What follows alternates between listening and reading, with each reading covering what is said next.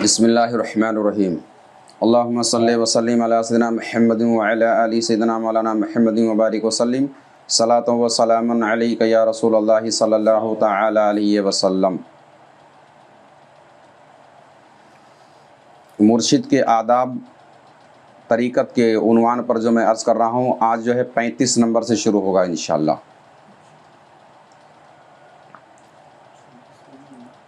आदाब नंबर 35। मुरीद को चाहिए कि अपने शेख की हर बात को हर हक जाने, अगरचे वक्ती तौर पर मसलहत समझ में ना आए।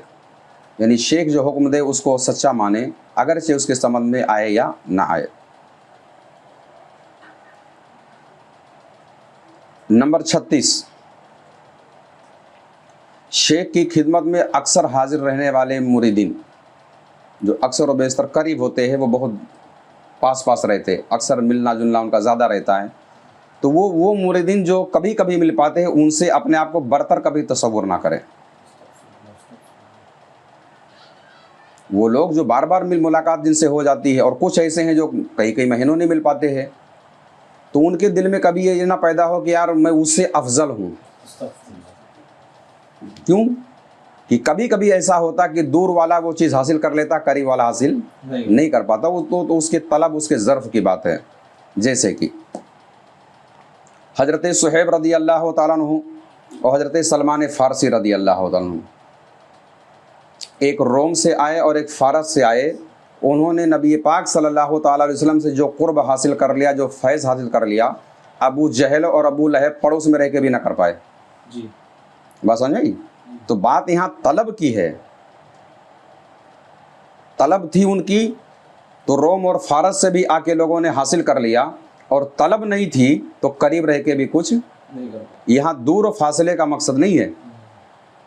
उनके तालीमात से तुम कितने करीब हो, उनके तालीमात से तुम कितने दूर हो, ये ज़मीन की दूरी मायने नहीं रखती।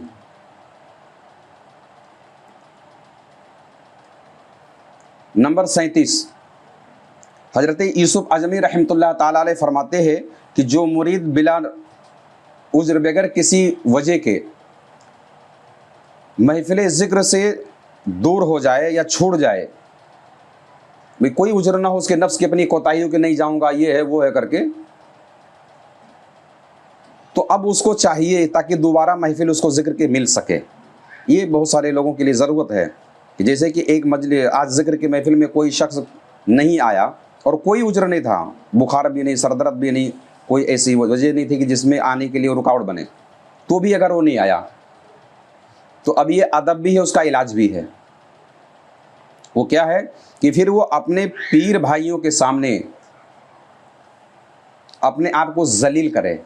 अच्छा, क्या करे? जलील, अपने नफ्स को जलील, जिल्लत दे, और अपने पीर भाइयों से आजिज़ी करे वो कि हमारे लिए दुआ करो ताकि आइंदा महफिल में मैं शरीक हो जाऊं। तो वो हजरत वो जलील और रुस्वा होने की या करवाने की, करने की कोई एक आध दो मिसाल ऐसे आप दे दे तो बेहतर होता।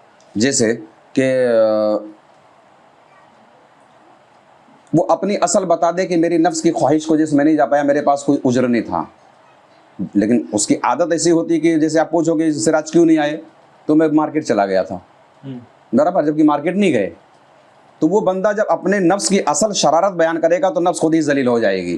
वो कह दे कि यार मेरे नफ्स की शरारत थी और मैं हकीकत ही है। अगर वो चाहता है कि दोबारा मुझे मजलिस मिले, तो ये नफ्स की सज़ा ये है कि उसको जिल्लत दिया जाए, तो कि वो ना जाके भी इज्जत का साफा बांधना चाहती है ना। हाँ भाई, ना जाके भी, एक तो महफिल में शरीक नहीं हुआ, एक महरूमी ये, और दूसरे झूठ बोली अलग से गुनाह, दूसरा ये, एक तो मिला नहीं वो नुकसान, और दूसरे झूठ बोलने का अलग नुकसान। तो ऐसे टाइम सालिक को चाहिए कि अपने जो पीर भाइयों के से मुलाकात करे, जो महफिल से जाएं वापस, क्या करें, जाके मुलाकात करे, ताकि उसमें हिकमत यह है ताकि उसके कल्ब पे पड़े हुए अनवार उसके कल्ब में कुछ नक्श डाल दे, जो यहाँ से अभी लेके गया है वो, और उनसे आजिज़ी करे और अपने नफ्स को जलील करे कि भाई मैं नहीं जा पाया, कोई वजह नहीं थी, मेरे नफ्स की अपनी शरारत थी, तो इंशाअल्लाह ताला आइंदा महफिल उसको मिलेगी। नंबर 38। सालिक को चाहिए कि अपने बाप दादा की बुजुर्गी पर इत्तेफाक ना करे। बात समझ में आई? जैसे अभी हम लोग बहस कर रहे थे, दे दिया, ले लिया, ऐसा कुछ। जैसा कि अक्सर मशाइख की औलादों का हाल है कि भाई हमारे दादा ऐसे थे, हमारे परदादा ने ये किया, वो जंगल में का नाम है 40 दिन चिल्ला किया। आपने कितना दिन किया भैया? तुम तो रमजान के रोजे भी नहीं रख पाते हो, बराबर है। तो वो अपने बुजुर्गों की करामत, उनकी खूबियों पर ही अपने आप को ना ढाल, उनके नाम पर अपना काम ना चलाएं। बल्कि ये बात याद रखें कि बुजुर्गी वरसे में नहीं मिलती है, बल्कि तलब और मुजाहिदे से मिलती है। और अगर हजरत ऐसा कोई बोले तो, जैसे कि सैयदों पे तो हजरत उनकी पैर के तलवे हमारे सर पे है। जैसे कभी कोई बोलता है कि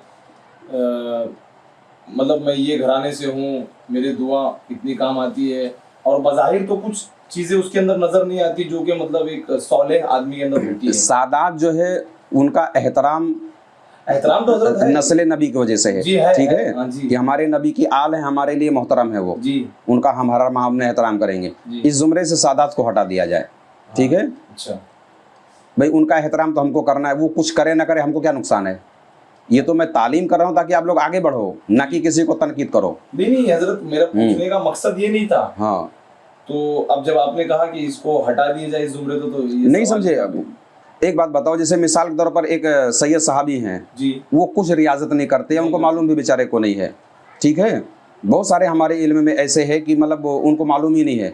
उसकी वजह यह है कि भाई वो पीछे से छूट गई होगी वो चीज़ें, तो अव्वल तो वो उनको जानते ही नहीं है। तो जब वो जो चीज़ वो इस मामले में वो जानते ही नहीं, तो उनसे उस चीज़ की उम्मीद क्या रखना? सही बात है। अब उसके बावजूद भी यहाँ मकसद ये है कि तुम अपने नफ्स को इतना ढीठ ना बनाओ कि हमारे दादा ये करते थे, तो वो तुम्हारे दादा के करते पर तुम्हारी दुकान ना चलाओ। जी जी, ये अदब बयान करने का मकसद ये है कि तुम्हारे दादा क्या करते थे, तुम क्या करते हो, बराबर है। दादा के अमाल उनके साथ है, तुम्हारे कौन से अमाल हैं? तो आपको यह मकसद मेरा ये है कि आप खुद अमल करो। बुजुर्गी विरासत में नहीं मिलती है, बात समझ में आई? अगर बुजुर्गी विरासत में मिलती तो नूह अलैहिस्सलाम के बेटे काफिर नहीं होते। भाई वली से बड़ा नबी होते हैं ना जी, वली से बड़े नबी होते हैं। तो क्या नबी के बेटा नबी हुए ही है? ऐसा भी नहीं है। और हर वली का बेटा वली ही नहीं हुआ, ऐसा भी नहीं है। तो विलायत जो है, अगर कोई ये कह ले कि मेरे दादा वली थे तो मैं भी वली हूँ, तो ऐसा नहीं होता। ये विरासत में नहीं मिलती है, ये तकसीम नहीं होता कि भाई दादा के हिस्से की थी ज़मीन तो मिल गई तो वलायत भी मिल जाएगी, बराबर है। अगर ऐसा होता तो कोई तुर्क वली नहीं होता, कोई उज़्बेक वली नहीं होता, कोई खान वली नहीं होता, बराबर है।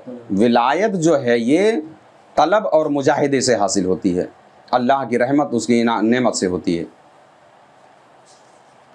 ठीक है।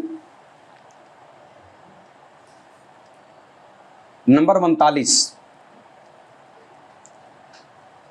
सल्फ सालिहीन जो अकाबिरीन औलिया जो हमारे गुजरे हैं, वो मुरीदीन को जो कहते हैं कि अपने दिल की तख्ती को साफ करो फिर हमारे पास आओ, बराबर है। जैसे हम कहते हैं भाई साफ करके आओ, क्यों? उसकी वजह यह है कि जिस तरह लिखी हुई तख्ती पर लिखा नहीं जाता जी, उसी तरह अगर आपके दिल में पहले से कोई चीज़ है तो उस पर दूसरा कोई चीज़ नक्श नहीं होता। इसीलिए जब मशाइखिन की बारगाह में आओ तो दुनिया को आप वहाँ से साफ करके आओ, बराबर है। दो ही चीज़ रहेंगी, क्या रहेंगी? दो ही चीज़ रहेंगी। एक आप डायरी ले लीजिए, उस पर पहले से कोई इबारत लिखी हो, दूसरी इबारत उसमें लिखो तो मजमून ही बिगड़ जाएगा ना, ये बनेगा ना वो बनेगा, समझ ही में नहीं आएगा क्या लिखा। तो अपने दिल की तख्ती को पहले साफ करो ला के झाड़ू से। ला इलाहा इल्लल्लाह का जो जिक्र कराते हैं नफ़ी, तो उस नफ़ी के अंदर तुम्हारे दिल के अंदर भी जितनी बुराइयाँ, जितनी अदावतें, जितनी कसाफतें, सबको ला के झाड़ू से साफ करो ताकि वो साफ़ हो जाए। फिर तुम्हारा शेख उस पर अगर कुछ लफ्ज़ अल्लाह या हु या लहू जो भी नक्श करवाना चाहे ताकि वो उस पर लिख जाए और चमक उसके अंदर पैदा हो जाए। नंबर 40, मुरीद को चाहिए कि शेख पर चाहिए कि शेख उस पर अगर नाराज़ हो, जैसे किसी वजह से पीर अगर उससे नाराज़ हो गया तो उसे फ़ौरन राज़ी करने की कोशिश करे, अगरचे उसे अपने गुनाह का पता ही ना हो। जी, बात समझ में? जैसे शेख नाराज़ हो गया जी, तो अब उसको उनकी क्या नाम है, उनकी आदत, मुरीद वो सही मानों में पीर के पास वही कामयाब हो पाता है जो पीर के मिजाज से वाकिफ़ हो। जी, बात समझ में?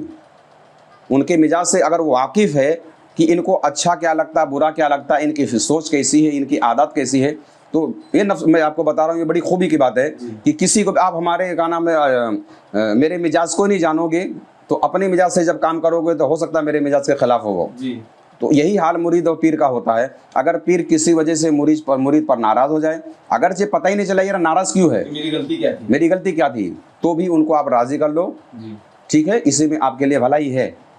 अल्लाह तबारक व तआला के बारगाह में दुआ है, मैंने ये जो आदाब तरीक़ा सिखाए इस पे अमल करके इससे फैज़ हासिल करने का तौफ़ीक़ अता फ़रमाए। आमीन सुम्मा आमीन बिरहमतिका या अरहमर राहिमीन।